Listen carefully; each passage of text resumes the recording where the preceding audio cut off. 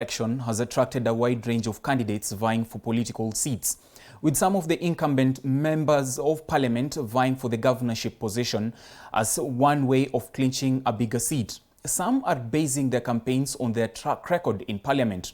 Our reporter Boniface Barasa had a one-on-one interview with Kimimini Member of Parliament Dr. Chris Wamalwa and filed the following report.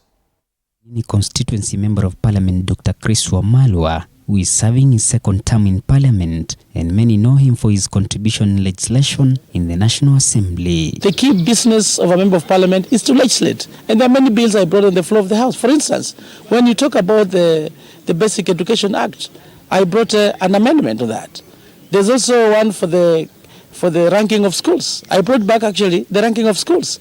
Another bill that I brought on the floor of the House that passed, which I'm proud of, is about the fertilizer. The Fertilizer and Foodstuff Act is actually an act now, whereby the government is supposed to come up with a fertilizer board, which is going to be responsible for matters pertaining fertilizer. He once surprised Kenyans by wearing a school uniform to Parliament in solidarity with teachers following the then teacher strike in the country that had paralyzed the education sector for months. When he was elected into office in 2013 as the first MP for the newly created Kiminini constituency, which was part of the larger Saboti constituency before delimitation by IBC, he embarked on what observers say was a transformation journey of putting up story building classrooms in schools. Why I'm so passionate about education, education is the only thing that makes us equal, but it has no equal. I'm where I am because of education. Where I've come from a very poor family background. I went to school without shoes.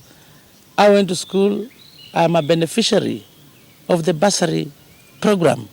And so to me, to remove poverty, eliminate poverty, is to eradicate ignorance, which is through education. Wamalwa is eyeing to succeed the outgoing Trans Nzoia Governor Patrick Haemba, and he is banking on his 10 years record as a legislator to ascend to the higher office of the county as the county CEO. So Kenyans who are from Trans Nzoia, they've seen the good development projects I've done in Kiminini. They want it to be extrapolated to the entire county. One of my primary issues, projects I want to finish, is if governor will not be able to finish the referral hospital because they already sunk in costs, we must expedite the process of finalizing this hospital so that there's that accessibility to healthcare. Our people have really suffered. According to Wamalwa, farmers have been suffering for long, and if elected as the second governor of Trans Nzoia County, he intends to wipe away farmers' tears by improving the agriculture sector. I want to establish a fertilizer fund program for the farmers to be able to produce. Once we have this fertilizer fund in place, it will be able to subsidize the fertilizer. I want to have a value addition program. We set up plants that can be able to process the milk, for instance, and it will provide employment to our many children who are unemployed. The same case when it comes to maize. We bring up a law that any maize that will go outside Trans Nzoia County, it will attract extra levy, so that we partner with the milling plants to come and set up the plants here, so that we can be able to process our own maize, so that we are going to sell but as maize flour, Kitale maize flour or Trans Nzoia maize flour after we've done value addition.